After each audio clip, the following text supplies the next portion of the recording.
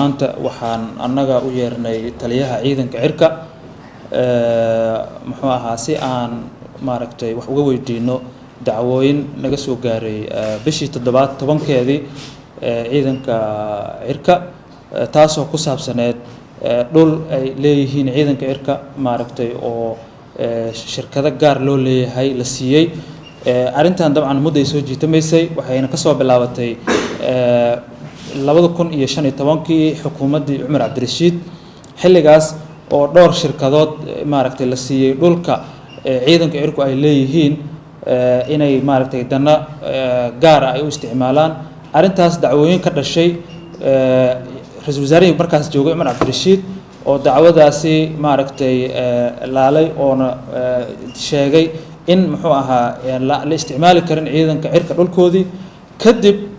dacwadii iyo dhismihii dhulkii ciidanka cirka iska lahaa oo socday haddana waxaa maaragtay isla suurto gashay in xukuumaddaas xilligeedii markii dhammaadka ahayd 2016kii inay siiyeen shirkado gaar loo leeyahay inay haddana mar kale ay u fasaxeen oo isla ra'iisul wasaarihii xilligaas uu fasaxay xukuumadda hadda jirta markii ay timadna ra'iisul wasaare Xasan Ali Khayre asagana aw maaragtay oo waxba kama jiraan ku tilmaamay xilligaasi muxuu ahaa in dhulkaasi dana gooni ah loo isticmaalo isla xukuumaddan ayaa haddana wasiirka aviationka wasiir dawladda aviationka wuxuu soo saaray qoraal oo haddana ku fasaxayo in shirkadahaasu haddana ay maaragtay dhisan karaan muxuu ahaa oo danaha gaarka ay maaragtay u isticmaali karaan taliyaha khayr Allah siiyo runtii shaqo fiican maaragtay ayuu ka qabtay arintaasu dacwadaasu meel kasta ayuuna gaarsiiyay yani 2015 ilaa maanta oo dacwadaasi uu daba taagnaa wuxuu noo keenay malafkii oo dhameystiran dacwadii garyaqaan guud muxuu ahaa raaliyaha cid walba oo maaragtay arintaanu ay khuseysay ayuu gaarsiiyay markii wax laga qaban waayay oo arintaanu dhaqaaq weysay muxuu ahaa wuxuu na soo gaarsiiyay annaga bishii 7 sanadkan ayuu na soo gaarsiiyay dabcan muxuu ahaa gudiyada qaabilsan maaragtay arimahan muxuu ahaa inay maaragtay ay wax ka qabtaan ilaahay idinkiis taliyuuna waa maaragtay dabcan warbixin dhameystiran annaga naga siiyay shirkadaha gaarka loo siiyay na waxa waaye waxa kamid ah shirkadda Hormuud iyo shirkado kale dhul 20,000 oo mitir square ah ayaana la maaragtay waay dhulka hadda la isku haysto oo la qaatay waxaan rabnaa maaragtay dadka Soomaaliyeed iyo cid kasta oo arintan dabcan daneeynaysa annagana aan u ballan qaadayna insha Allah annaga waajibka naga aadan arintaas iyo cid kasta oo mas'uul ka ah dhulkaas bixisay ama wali ku adkeysanaysa in dhulkaasu muxuu ahaa maaragtay ciidanka cirka uu leeyahay dana gooni loo isticmaalo si aan sharci ahayn inaan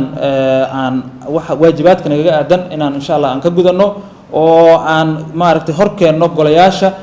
arintaasuna maaragtay wax laga weydiiyo taasaan maaragtay gudi ahaan aan go'aan ku gaarnay biidin Ilaahi waxaan rajaynaynaa maaragtay in natiijadeedu aan maaragtay dadka Soomaaliyeed iyo dhammaan maaragtay inaan idin la soo wadaagi doono aad iyo aad u mahadsantahay waxaad inaad Hormuud kaliya soo qaarataan ma waa shirkado badan waay oo ajnabi iyo Soomaaliba isla leh kale ما أنا شركة كلية تارجت بقى ملك عيدا كعركة عد الله عدي دجن أو سخرة ذو استعماله يسهل هذا يا ذاك وحال ربا هدي دولة دلوقتها إنه يعد على سينكم ملجار واستعماله حتى دولة دلوقتها اللي ما تمام وردكم ملجار والله استعماله كلام لكن قفنا بقى هذا كلام نقول أو عيدا أما هي ليه هاي ده سيد دلجار اللي هو استعماله كلام وحال هذا يتاسوي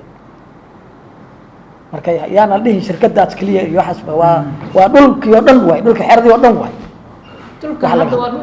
dhulkan waa dhul ciidanku u baahan yahay dawladdu u baahan tahay waana hatin qaranna way araya kamida waxa kamida muxuu ahaa qoran leeyahay leaf and tobacco kamida waxa kamida waa badan hal iyo laba iyo saddex maaha